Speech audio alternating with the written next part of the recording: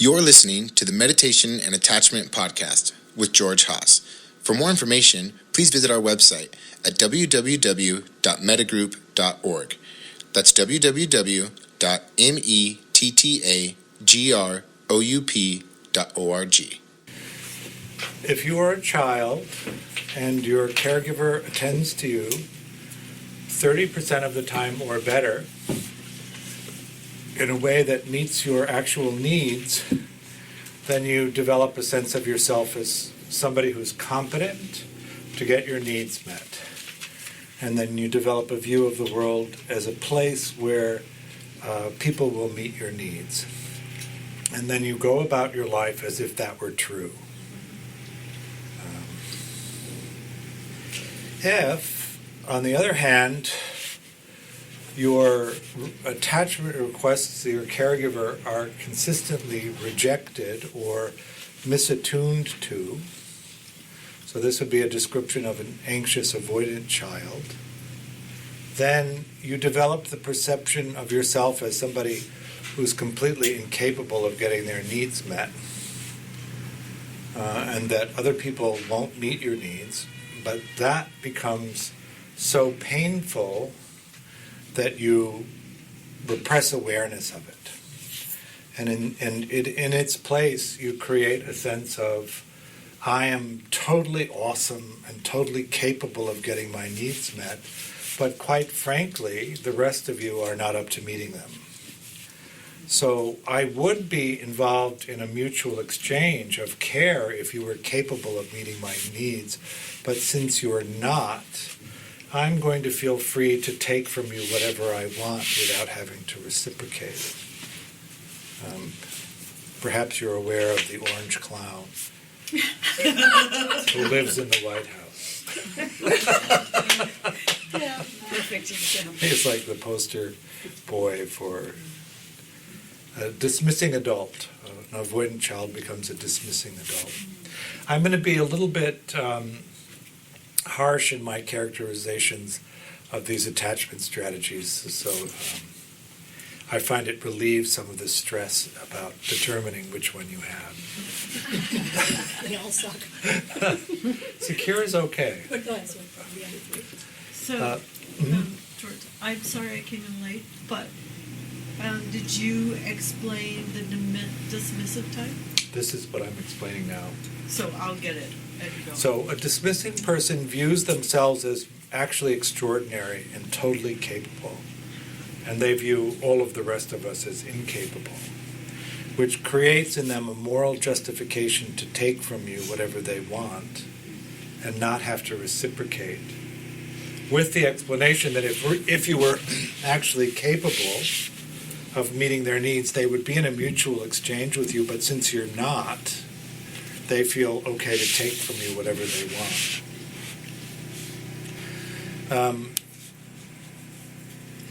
I'm going to continue with the view, and then I'll come back to mechanisms. An anxious, ambivalent child is someone whose caregiver provided inconsistent care. So you present your attachment request, and one time they meet it, and one time they misattune, and one time they blank you, or however they respond to it, so that you don't ever develop a sense of capability. You can ask over and over again, and sometimes you get it, and sometimes you don't, and you can't make sense out of it. And so you develop a self-image or a working model of self that is somebody who is not capable. And you develop a working image of everyone else as strangely capable. They've managed to figure it out. So all you have to do to get through life is convince one of them to take care of you. And so that's the preoccupied adult. The fearful adult, or the fearful child, which is the disorganized child,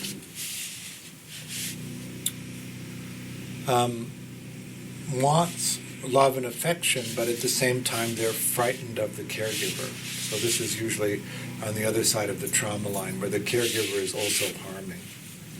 So the child wants closeness to the caregiver, but the caregiver also harms them and how do you make sense of that? So they develop a view that they're incapable of getting their needs met, but actually everyone else is potentially harmful, potentially dangerous. So this is an avoidance strategy. Secure people have a tendency to be authentic and to ask for what they want because they've learned that authenticity and asking for what you want gives you the best chance of actually getting it. Strange view, right? If you ask for what you want, you have a better chance of getting it than if you don't. How does that figure out? Right? If you're authentic, then the people who like you come forward and are interested in you, and you don't learn the skill of inauthenticity because you don't need it. One of the things that makes people who are inauthentic so difficult, secure relationships are so difficult for people who develop the capacity for inauthenticity is authentic people don't see the value of inauthenticity. It doesn't make any sense to them. They've always gotten what they've wanted by being perfectly authentic and asking directly for what they want. Why would you be inauthentic and manipulative to try and get what you want? It seems like a waste of energy, and then you can get the rug pulled out of you if somebody figures out that that's what you've done. Dismissing people, so the strategy of a secure person is quite varied.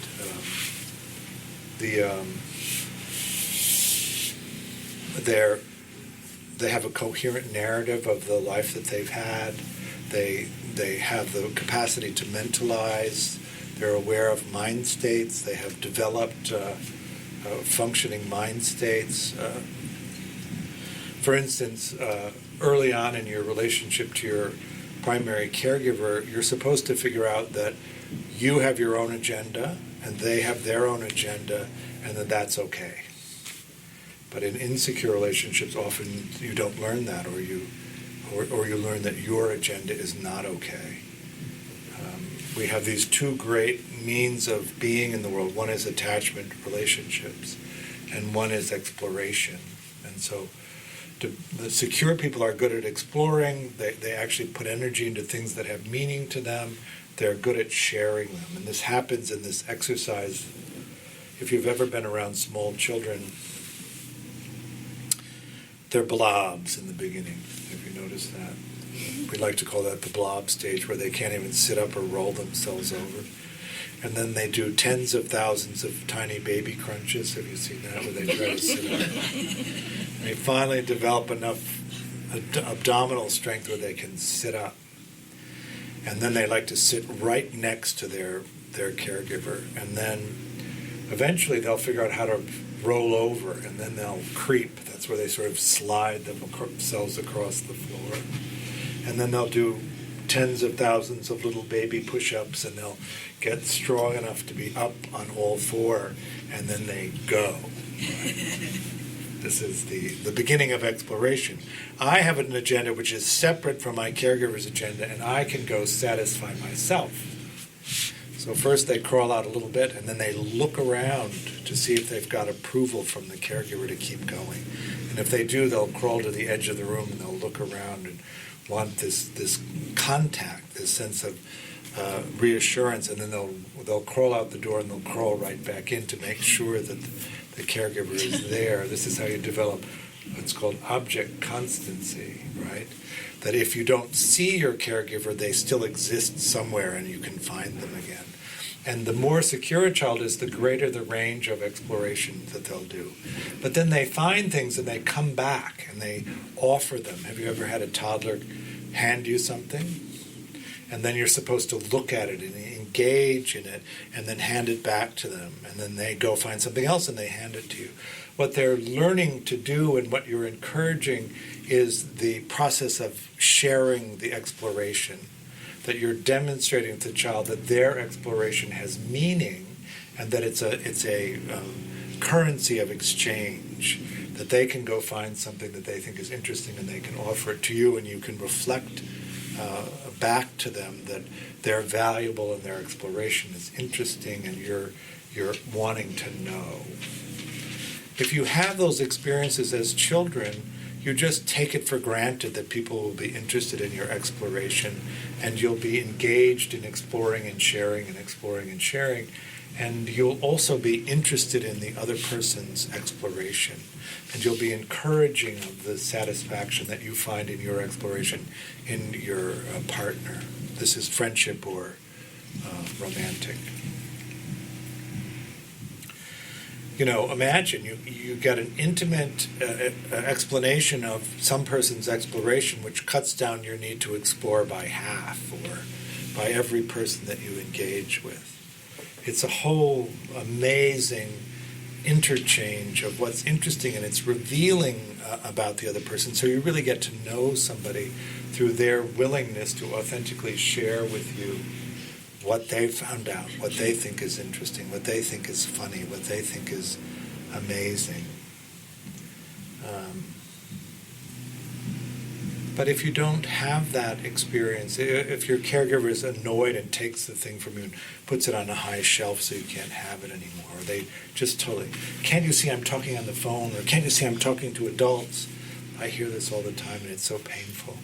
The child is wanting this endorsement of their existence, of their value, and they're being blocked in that. And their attachment request is being rejected.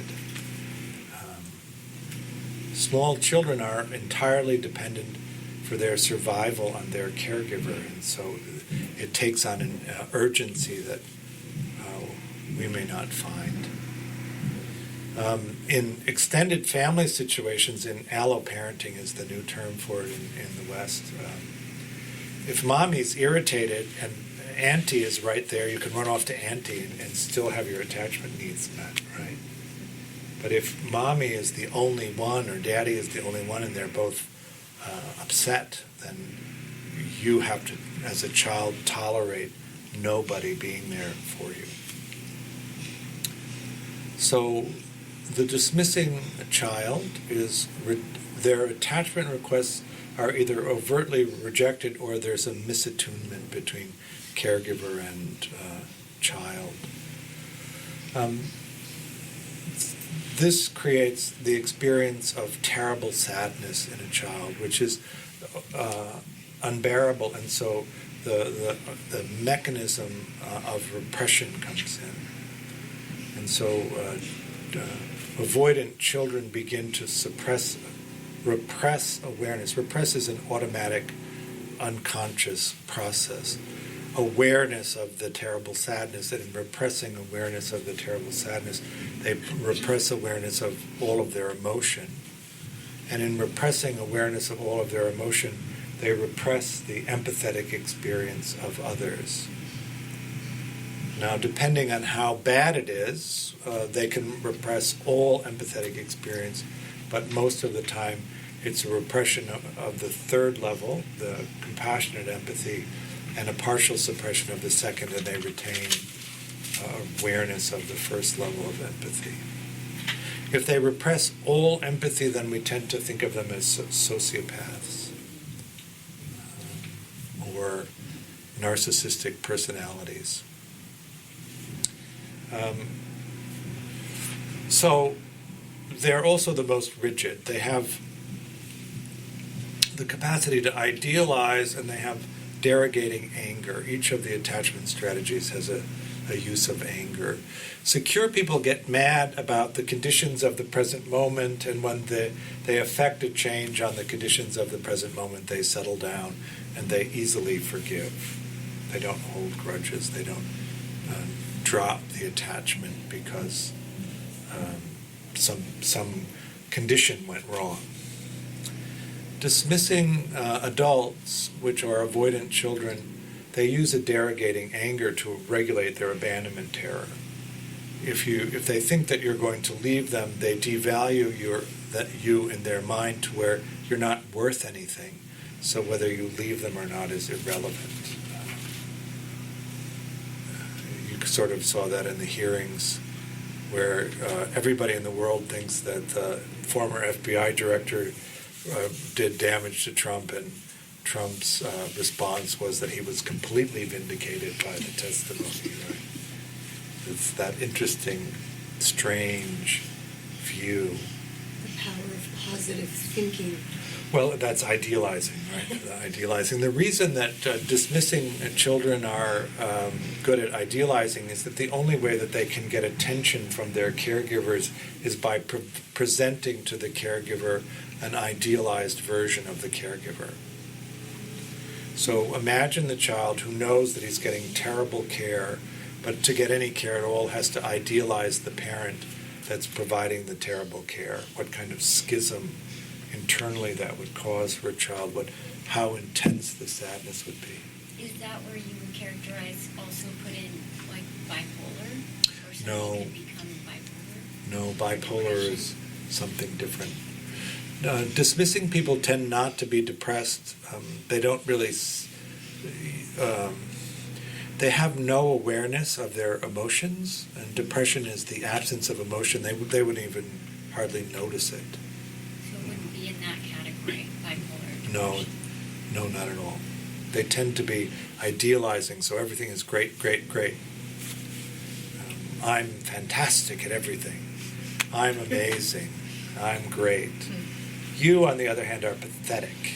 That's kind of the experience of a dismissing person. The bad news for all you single people is that they don't form lasting relationships, so that if you're on the dating scene and you're older than your mid-30s, then 7 out of 10 people that you're likely to date are going to be dismissive.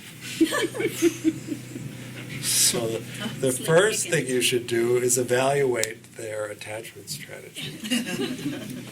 One of the characteristics of dismissing attachment is that they don't remember their childhood. So anything before puberty they don't actually remember. So they're very defensive of their worldview. And the reason that they're so defensive of their worldview is that they don't have empathy.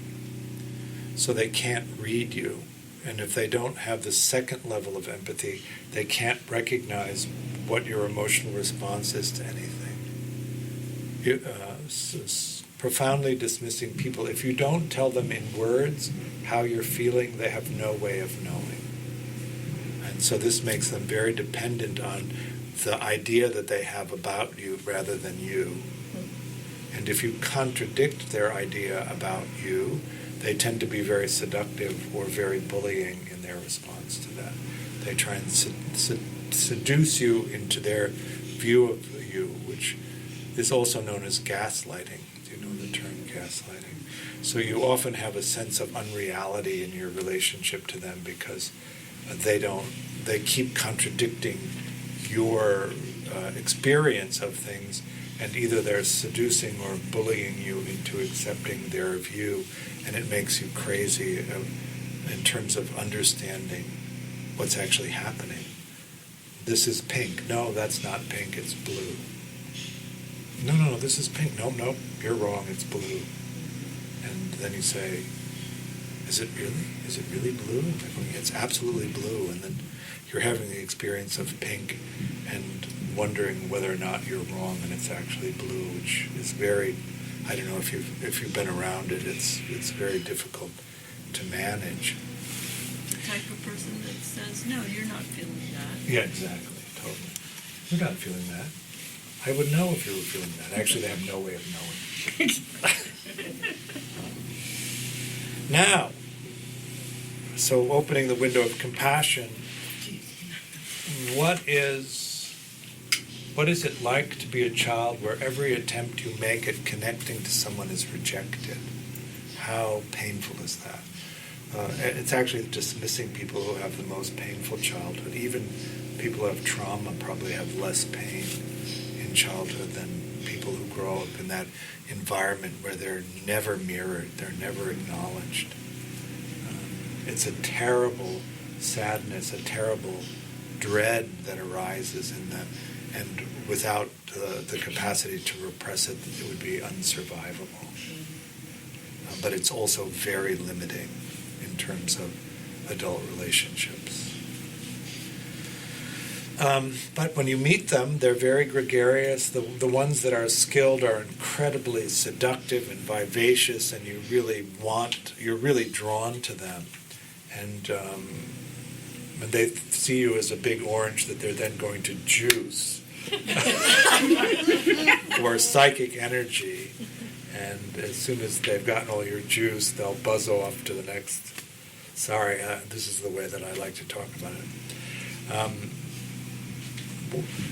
When we find ourselves in relationships with very dismissing people, and then because they never follow through on anything that they say, because actually what they wanted was the juice in the moment, and you gave them the juice, and if they told you that they were going to do A, B, and C for you, what they wanted was the juice, and you gave it to them, and so they never had any intention of doing A, B, or C for you. And then you actually are expecting them to do A, B, and C. When they don't, you present them with a complaint about the fact that they don't follow through on anything they say, and then they threaten to abandon you if you don't accept that they're not going to do it.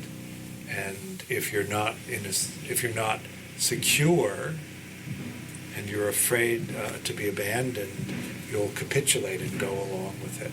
And so in children, what it does is it creates a split between what people say they're going to do and what they actually do, and you discount the doing, and you go along with what they say. And you're constantly accepting what they say, and you're never comparing it to what they do, so you may not even notice that they never follow through and deliver on what they say. So that's dismissing. And all of these are spectrums, so there's a gradation of it. But highly dismissing people, if you don't, they'll ask you to tell them what you're feeling in words, and if you don't do it, they have no way of knowing. And that creates an almost panic level of fear in them. If you look at what we use empathy for, we read the person's exterior presentation, and then we compare that to the internal felt sense of them. And if they match, we believe them. We believe that they're telling us the truth, or that their presentation is authentic. And if they don't match, we question their veracity. But if you don't have the capacity of either of them, it's like being blind. And so you go along with people to get them to tell you in words how they're feeling, so you know what to do. You've learned what to do, even though you don't feel it. But if they stop telling you, then you're in a state of near panic, and it creates extreme responses. So 30% of people are secure, 20% are in the dismissing category. 30% of people in the dismissing category have addiction issues. Are they more likely to be abusers? That also depends on that actually is a different thing. It's a conflict resolution system, which is different.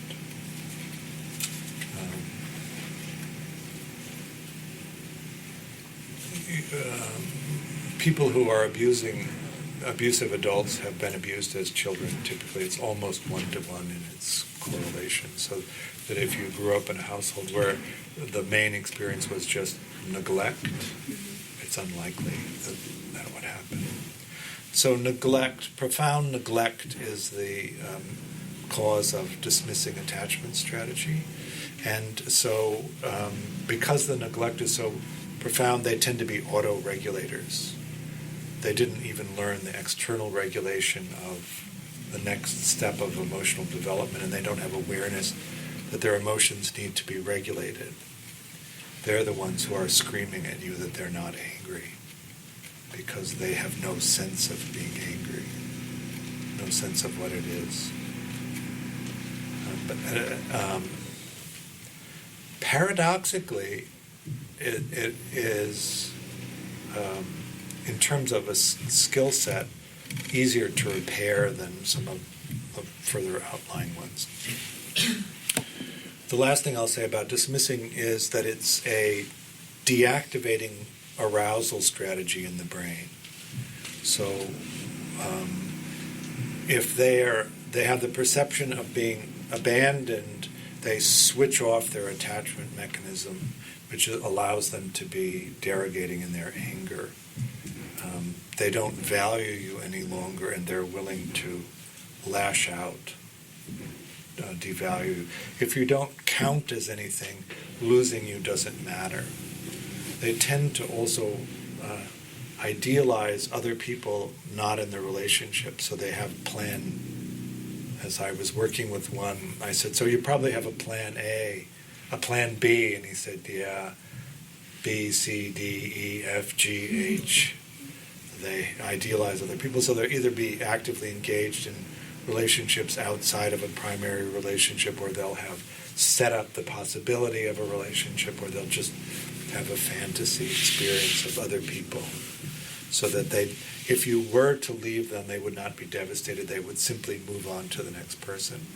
So you, as the person who's been engaged in the relationship, feels, 4 days later they've moved in with somebody else, and you're thinking, they didn't really care about me, but they did really care about you, but they cannot be alone.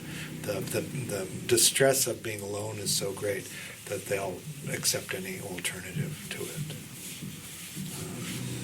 So that's dismissing. They have good exploration skills. They sometimes get into a pseudo-exploration. So they're very sensitive to social status. So they'll pursue and do well in things that have high social status, even if they don't have meaning. So they may be engaged in things that tend to be highly valued culturally, but not really resonate personally with them, and so it doesn't provide meaning in their life. But they tend, this is the classic Wall Streeter, for instance, is this profile. They don't care at all that they're paving the Amazon because the money gives them high social status. Preoccupied people, on the other end, are the child that has an inconsistent care or a role reversal, where the parent is fragile and requires the child to take care of them, so that the parent puts the child in the position of caregiver. So if you meet these kids around 6 years old, they become really bossy and adult. It's the 40-year-old, 6-year-old. You've probably heard that stereotype. They become frightened that the caregiver is so unreliable, or that when they get back, having left the caregiver, that they're so emotionally dysregulated that it's overwhelming for them to have to take on the emotional regulation of their caregiver. They know that if they don't do that, that it gets really dicey in the home. The care just falls off completely, so that they really become, when we say preoccupied, they become preoccupied with the mind state of their caregiver, so that they can regulate them, so that they can get care from them. And it creates a loop of, what do I have to do to get you to take care of me? That's the loop of the preoccupied mind. So whereas the dismissing deactivates the attachment strategy, in the preoccupied person, the attachment strategy becomes hyperactivated. So hyperactivated attachment means that you're constantly seeking proximity, so that in the preoccupied mind, proximity is the main goal. Inauthenticity, they're very inauthentic about that. They don't want to say that I just need to be with you. And they don't want to ask directly for what they want. So they tend to manipulate. They're the most manipulative, the most inauthentic. They tend to take over tasks for their attachment figure that the attachment figure should rightly be doing, because they think that if they can create a dependency in the attachment figure, that they won't be left. Contrasting that to the dismissing person, in the beginning the dismissing person is very seductive, and then as soon as they think they've got you hooked, they begin to withdraw so that you'll pursue them. The dismissing person feels reassured that you won't leave them because you're pursuing them. So you might have guessed that dismissing and preoccupied people tend to couple. Secure and insecure is the most popular coupling, and the second most popular is dismissing with preoccupied. The dismissing person is withdrawing, and the preoccupied person wants proximity above all else, so that they pursue the dismissing partner. And that creates a stable bond, which can be lifelong, tends to be pretty good. I just need to emphasize here that organized attachment, secure, dismissing, and preoccupied on the helpless end are organized and in no way pathological. It's a normal outcome of childhood, and they all function pretty well in the world. This is the normal functioning people. Dismissing people tend to do a little bit better financially because they're more focused on high status activities, and in our culture, money is probably the highest status out of everything. Wouldn't it be marvelous if compassion had any status? Or kindness had status. Wouldn't that be amazing? Bring it on. Greed, that's what has status.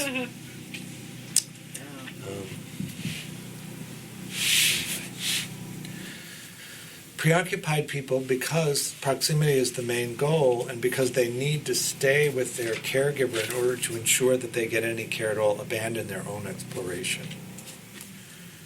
And then they demand of their attachment figures that they be compensated for the abandonment of their exploration. The problem is that nobody can compensate you for abandoning your own exploration. Nobody can provide enough meaning to you to replace your exploration. So in preoccupied people, there's almost a constant sense of deprivation, of not having enough. And so they seem to be never satisfied with what you do for them. It's an endless, ongoing request. And it's inauthentic because they're asking you to do things for them. They're not saying that I feel a terrible emptiness because I can't explore, and you need to compensate me for that because I'm taking care of you. And both the dismissing and the preoccupied are individual psychology systems. So the preoccupied person is taking care of the attachment figure so the attachment figure will take care of them. So they're constantly trying to figure out what they have to do to get care, which is not the same thing as taking care of someone. The dismissing person is not willing to reciprocate, because to reciprocate with somebody is to, in some sense, cause them to re-experience the rejection of their childhood, that to put themselves in a vulnerable position of having to ask somebody else to take care of them reminds them of the childhood spent asking for care and not getting it. And it just throws them into the terrible sadness. So they take. It isn't that the child stops getting their needs met. They stop asking and start taking, because that's what they have to do. There's a spectrum of preoccupied. The helpless end is a presentation of helplessness in order to get care. And a preoccupied loop would be somebody presenting you a problem and asking you how you might help them solve it. And initially you're very happy to offer something, but then they reject it and they re-present the problem in a slightly modified way, and then you offer to help again and they reject that, and then they re-present the problem in a slightly altered way, and you offer to help them and they reject that, and they re-present the problem in a slightly altered way, and you begin to have this searing feeling of inadequacy and helplessness yourself, because they've just asked you to help them 8 times and every suggestion you've had has been rejected. And then you're looking at them and think, God, you thought of more things to do for that than I could possibly think of. You're not actually helpless. Actually, you're totally competent. Why are you asking me to help you? You're inauthentic. And so that sense of, often you'll find that a preoccupied person will ask you to help with something that they've already made a decision about and already put in motion, and you find yourself puzzled by why they would come at you in that way. And then you discovered actually that it's just the proximity, and if you actually help them, then the need for the proximity ends and they can't bear the loss of proximity. They often trade sex for proximity, And it's a confusing sexual relationship with them because they don't want sexual gratification, they want proximity. And they're willing to present an inauthentic expression of sexuality to get proximity. And so the sex is problematic in those relationships. The far end of the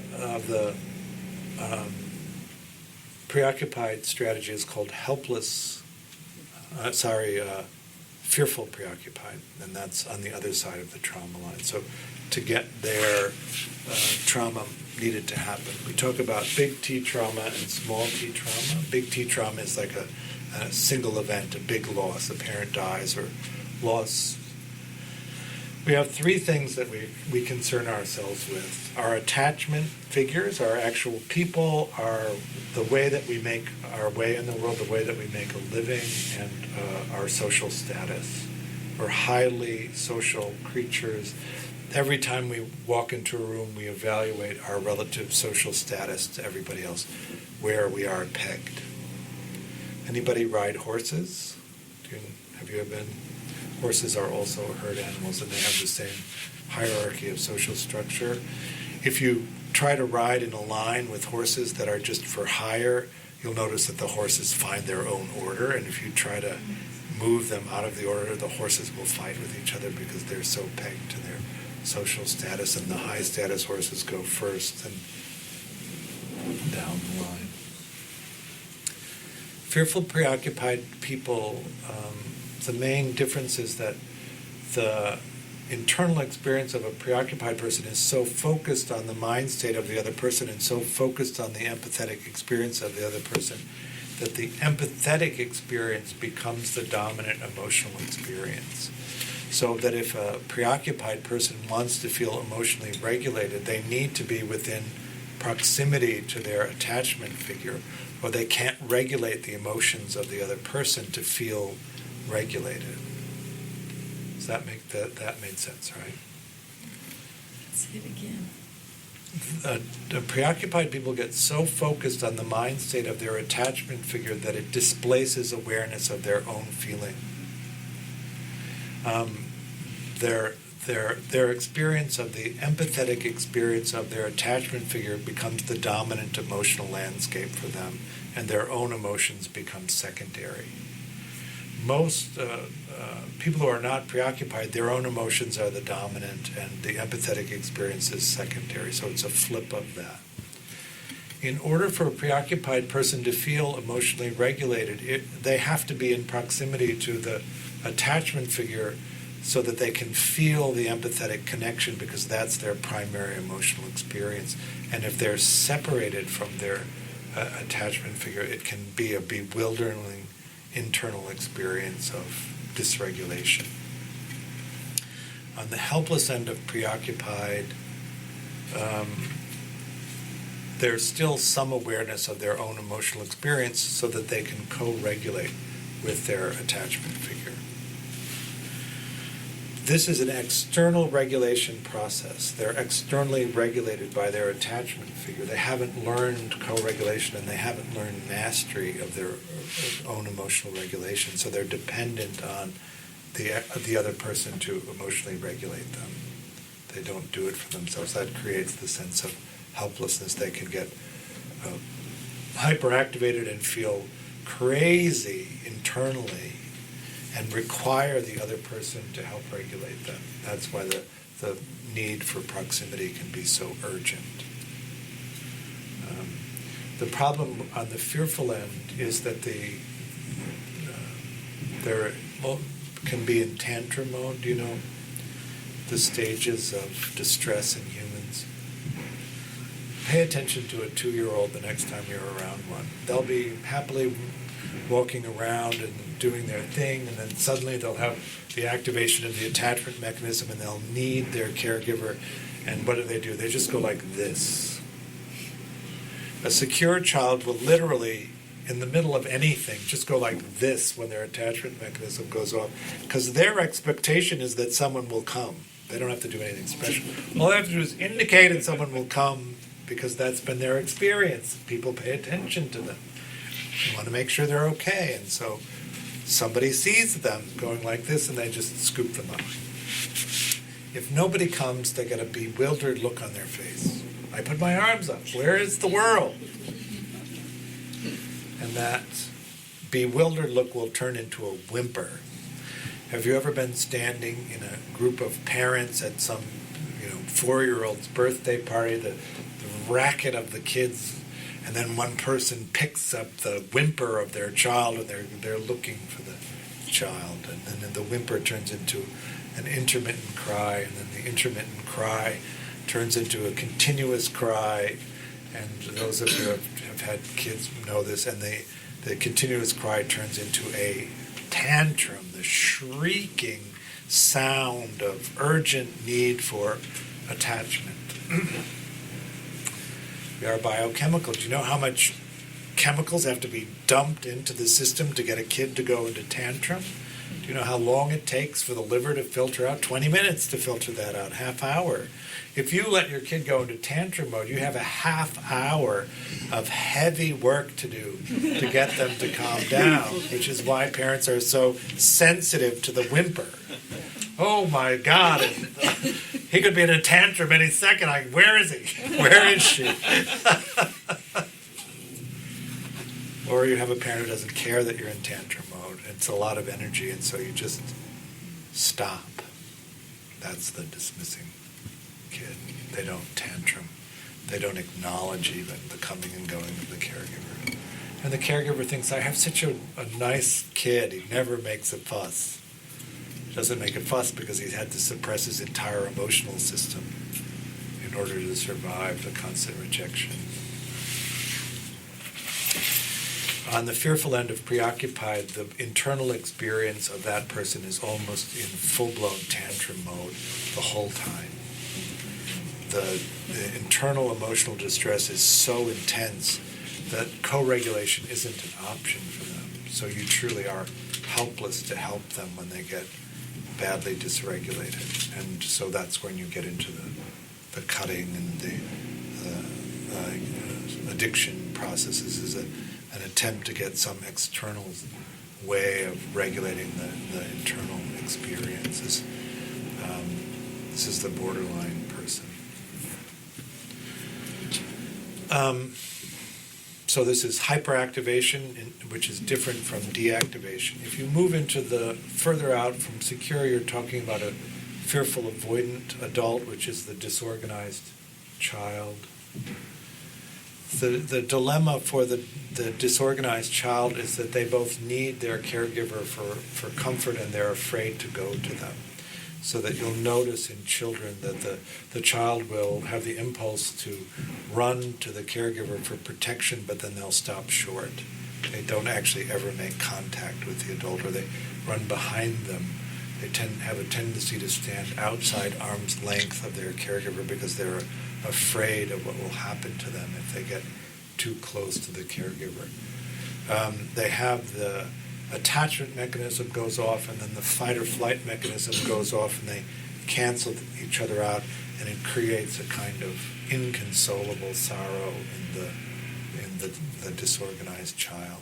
You'll notice them because they're the ones that just collapse and howl in discomfort, but they don't make any attempt to reach out to anyone. They're the most socially isolated.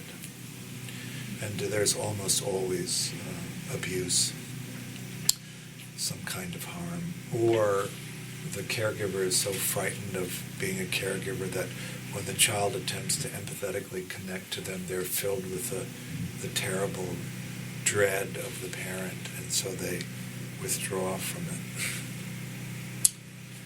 That's 30% of people are in that category.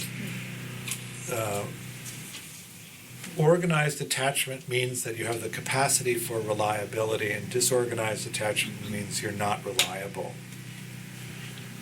The reason that fearful avoidant adults think that there are no secure people is that secure people don't do unreliability. You don't show up the way you're supposed to one or two times, and they move on. They don't really even think about it. They just think that you're not reliable and not worth the investment of social capital. We have limited social capital, each of us. I'd like to talk about this in American terms. Are you going to invest in a relationship that doesn't return care? Because if you do, you'll burn out. That's the problem. If you're preoccupied, then you're quite aware of the burnout because it happens over and over again. You give to get your needs met, and they don't really get met very well, and then you burn out from it, and you leave in a huff. And then if you're with a dismissing partner, they run after you and they seduce you, and you ignore the fact that they don't actually do any of the stuff they said they'll do, and you come back to them and begin the dance again. Fearful avoidant people have a kindness to them, a sweetness to them that is incredibly attractive in adult relationships. They've had terrible experiences, and their response to it typically is to come out with a kindness, an understanding. But they perseverate. If something happens which causes their attachment mechanism to go off, they go into a perseverating mind where they need to come up with the perfect way of addressing the attachment request so that they're not killed. That's actually the intensity of that experience for them. And they can perseverate for 2 hours, for 2 weeks, for 2 months, for 2 years, until they figure out the perfect way to come back.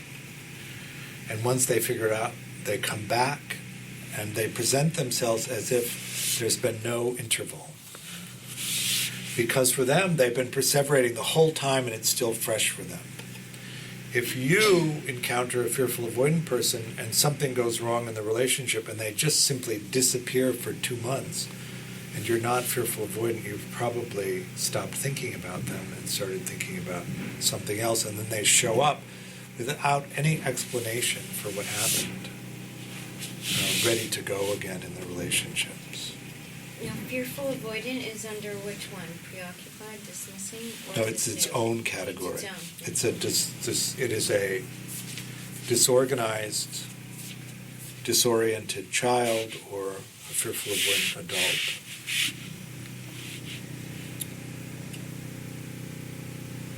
Well, 70% of that category is addicted. And that's under the basic disorganized. This is a disorganized attachment strategy. It's an insecure, disorganized attachment strategy. They're the sweetest people on the planet. You just love them, and then they don't show up too many times, and then you don't rely on them. We do not put a lot of energy into relationships that we don't rely on, because we don't have that much energy to put. We tend to put energy into relationships that we can rely on. So they're the most socially isolated.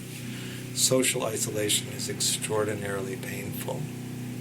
So depending on the degree to which you tolerate social isolation in your life, you live at a level of pain. So where does that fall into the category of introvert and extrovert? Different. Introverts will say they like their isolation, and that's where they get rejuvenated. So I'm going to define introvert and extrovert to the way that I think about it. Extroverted people look to other people for approval, and that's where they get that sense of being good. Introverted people look inwardly for a sense of approval. So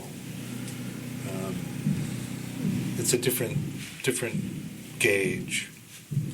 You can have introverted or extroverted and any of the attachment strategies.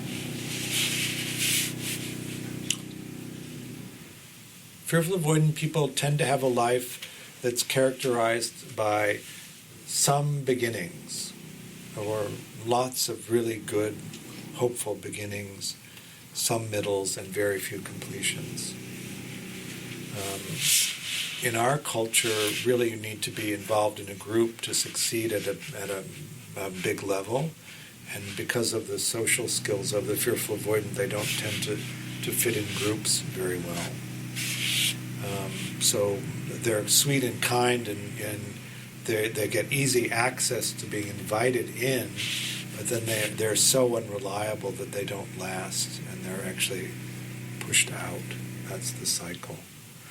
The other thing that can happen is, and this is on this disorganized side, is that the anxiety of succeeding becomes so great that they intentionally fail to relieve the anxiety of succeeding. Not that failure feels good, it actually doesn't feel good, but it is easier to manage than the experience of success. For people who have fear of success, they're afraid that autonomy and self-sufficiency will render them unlovable, and rather than be unlovable, they'd fail.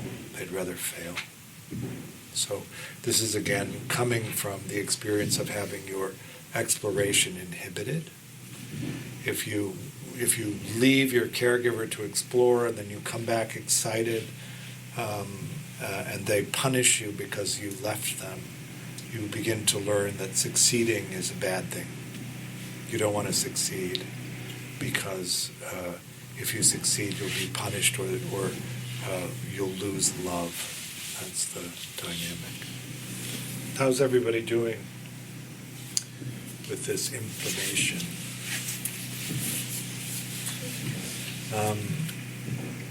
So secure people tend to go with secure people. Dismissing people can go with preoccupied people. I should say that when I say preoccupied people, what I mean is people who use a preoccupied attachment strategy. The attachment strategies are changeable, so you can begin to work at shifting them.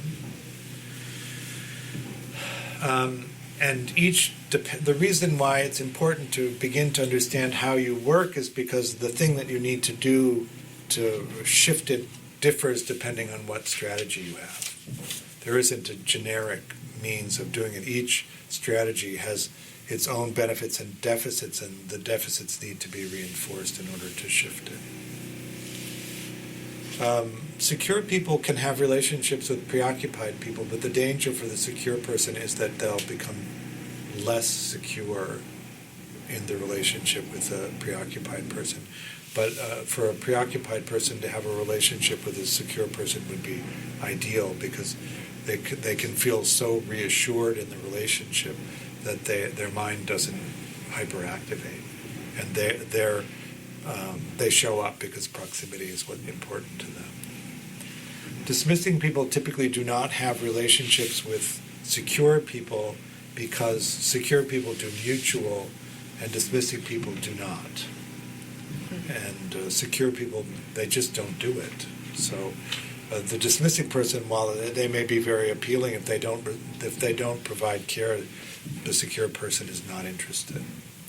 And the gaslighting that dismissing people tend to do doesn't work on secure people because they haven't disconnected what people do from what they say they're going to do. In fact, they're quite well connected. If you say to a secure person you're going to do this, they compare it to whether you do it or not, and if you don't do it, they think you're unreliable.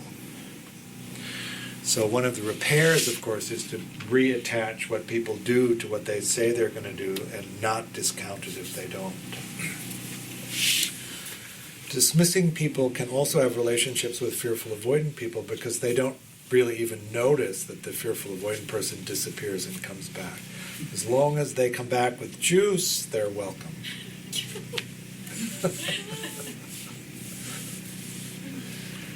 Preoccupied people have secure, they have dismissing people that are in a relationship. Preoccupied people don't tend to have lasting relationships with other preoccupied people because there's no path. If you don't mind an off-color thing, it's like two bottoms trying to cook up a top between them. It just doesn't work, right?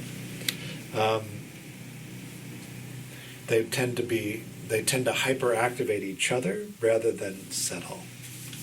So they can be instant BFFs, and then in a short period of time it flames out. And preoccupied people don't have relationships with fearful avoidant people because fearful avoidant people withdraw to regulate, and preoccupied people need proximity. So there's a constant dilemma around that. Is that making sense? Fearful avoidant people don't have tendency to have relationships with secure people because they're too unreliable, and so they have relationships with dismissing people or other fearful avoidant people. The fearful avoidant relationship is probably the most common, but they're very volatile. So each party needing to be alone to regulate, they mostly on again, off again type of dynamic in the relationship. How stable are these? I mean, can you turn someone? Like, I've had one relationship in my whole history where I was like, oh my God, I was a different person. Right. Well, in some sense, you bring your attachment ingredients, they bring their attachment ingredients, and you cook up an attachment relationship which is exclusive to each relationship that you have. So depending on what they bring and you bring, it can be quite different. Setting secure relationships aside, one way to look at it is, in one relationship, you could be preoccupied if they're more dismissing than you. But if they're less dismissing than you, then you may appear to be the dismissing person in that dynamic. Is that making sense? It really depends where you are in relationship to their attachment strategy. So it means everybody could carry a little bit at times of different parts, but there'll be a predominant personality part that will connect. This is different than personality. And no, Okay. it's stable. It's stable over a lifetime unless there's some major aversive event that happens. Oh, that 10-month-old thing, carrying it. Right, or if you intentionally attempt to change it. So in relationships, there's three mechanisms. The first is attachment, and that's whether you make relationships and how they operate.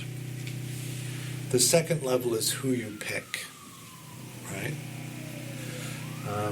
And these are different mechanisms. Who looks attractive is a different kind of conditioning than how you are in relationships in terms of your attachment mechanism. And the third level is conflict resolution. How do you resolve conflicts in the relationship? All of those have to match well. I like to say, if you grow up in a household where screaming is the ordinary experience at every dinner, it's not that big a deal to you. If you grow up in a house where nobody ever screams, then those two don't relate very well, because the person who grew up in a household where nobody ever screams has a totally different calibration for what screaming means. And you would have to somehow negotiate that, so that if you have an attachment disturbance and so you don't form relationships and you repair that, then you're going to be at the level of who do you pick. If you pick somebody that you actually can have a stable relationship with, then the most common cause of relationship failure is that you can't negotiate conflict resolution in the relationship without threatening the relationship. Is that making sense? So you have to examine where you're at all of those levels, and you have to do the thing that you need to do to fix it. Remember that the unconscious body-mind will identify people that remind them of the pattern of care that you've received as a child. That's who glows. So you need to understand that if you don't like the care that you got as a kid and you don't want to have it anymore, you can't go with the person who glows. You have to switch to manual. I like to say dating is interviewing your potential caregiver for a job. So you need to know what kind of care you want, right? All of you who are already coupled, ignore this, because you've already picked. If you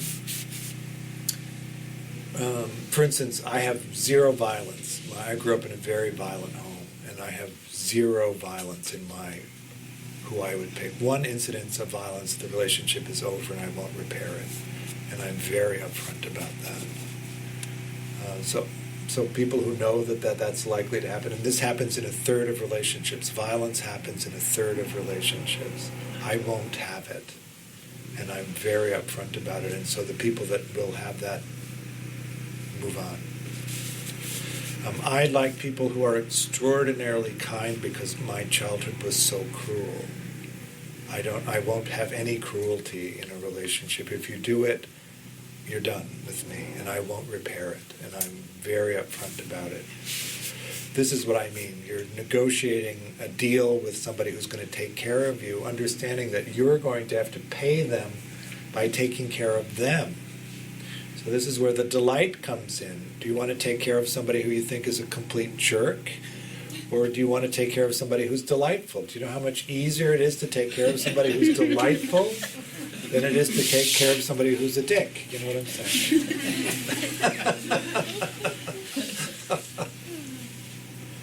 You pick this, right? And then you invest your resources into the relationship. If you've split off what they do from what they say, then you won't notice that they're not living up to what you want, if you're not clear about what you want. If you're securely attached, you don't need to switch off manual. Switch to manual. Automatic works.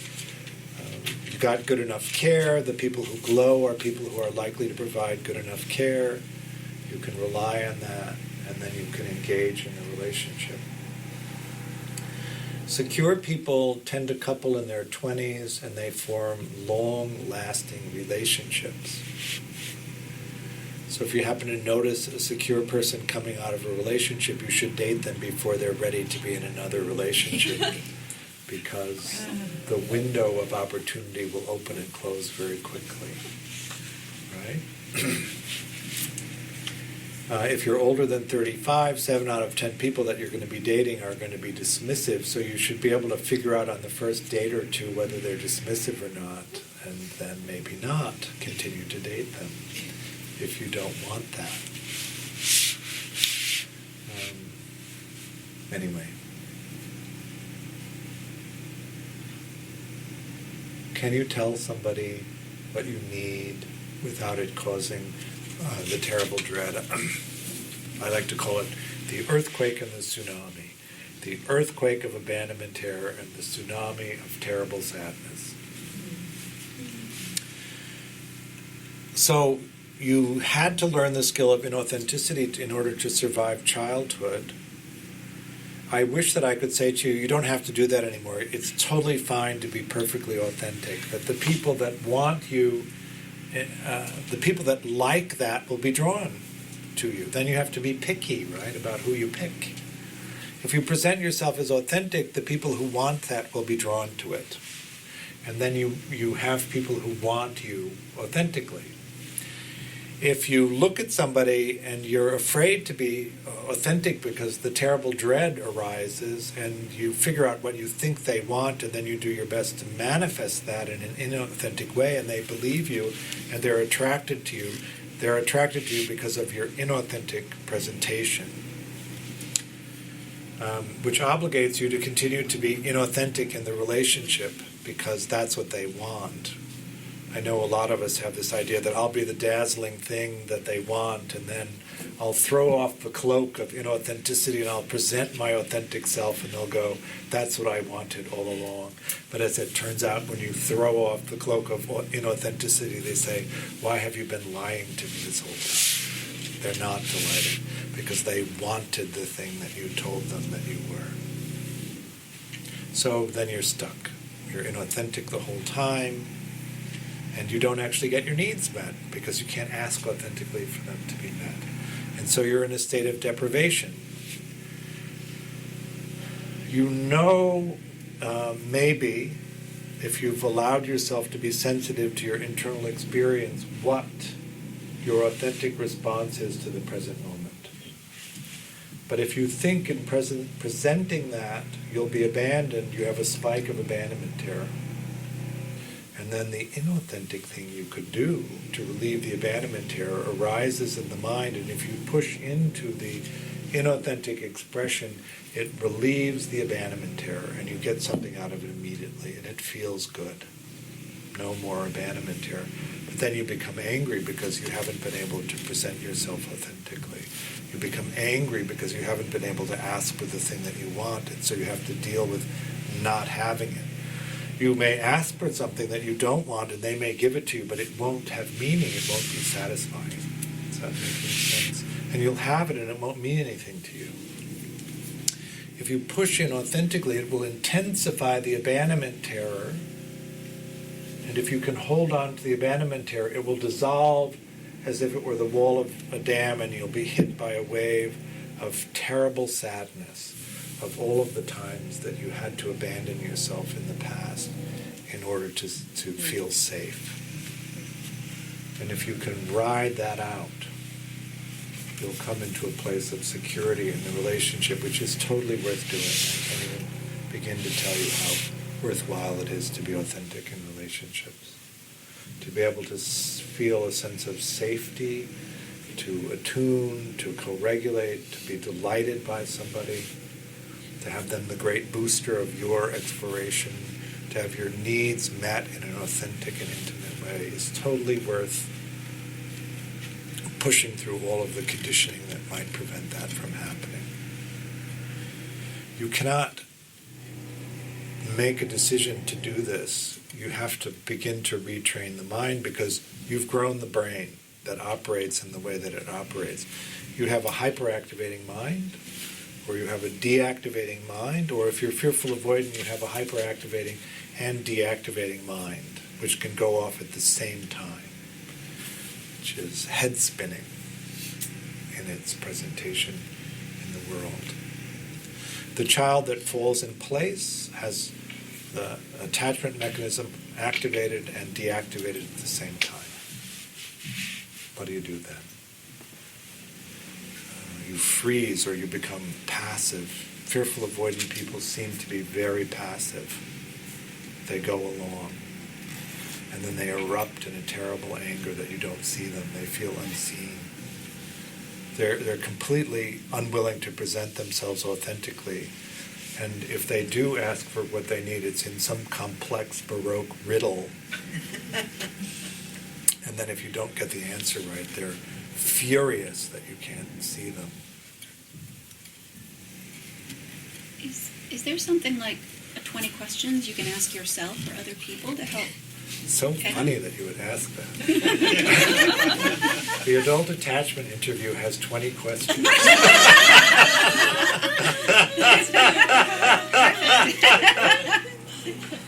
And can be administered. But there are also the questions around view. Do you think of yourself as capable or not? Do you think of other people as capable or not, really? If you answer both yes to that, then you're likely in a secure place. If you think of yourself as incapable and other people as capable, then that's a preoccupied. If you think of yourself as excellent and everybody else is not up to the match, then you're likely dismissive. And fearful avoidant people think of themselves as incapable and they think of everybody else as hostile. So that's As hostile? or dangerous.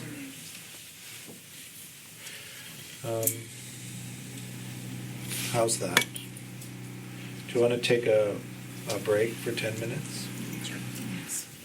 And then we'll do some meditation. And then if we have time, we can do a diet. Can you put the 20 questions in the Dropbox too? Or is it already accessible online? I can. I'm not sure it would be helpful because it's meant to be an interview. And it needs to be scored. The AAI uses the way you use language to determine your attachment strategy, not the content of So it's language. sophistication. Well, if there's no 20 questions, do you have a recommendation for how we can recap on this information or go deeper in it? Are there some books that you would suggest? I will put some books into the Dropbox. One is called A General Theory of Love, which is the neuroscience of attachment. And there's one called A Secure Base, which is the original lectures by John Bowlby. And there's a book called Attachment and Psychotherapy.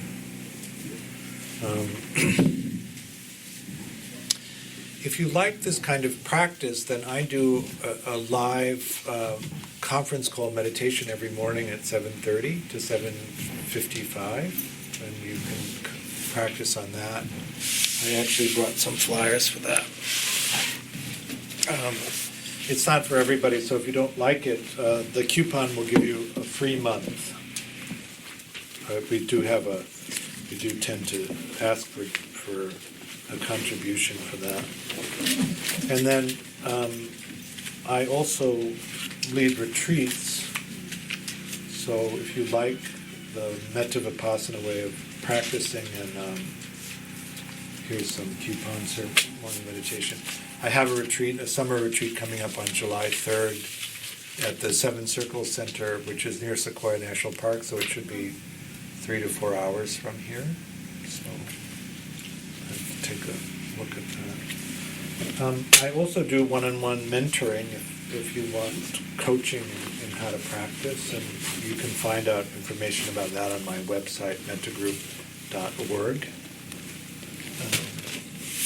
Attachment repair requires that you examine how you actually operate and then to begin to develop alternative strategies.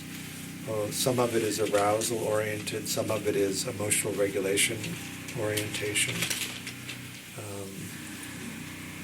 and often you require support in doing it because you have to push into the terrible sadness and the terrible dread. It's totally worth doing, but it is a lot of effort.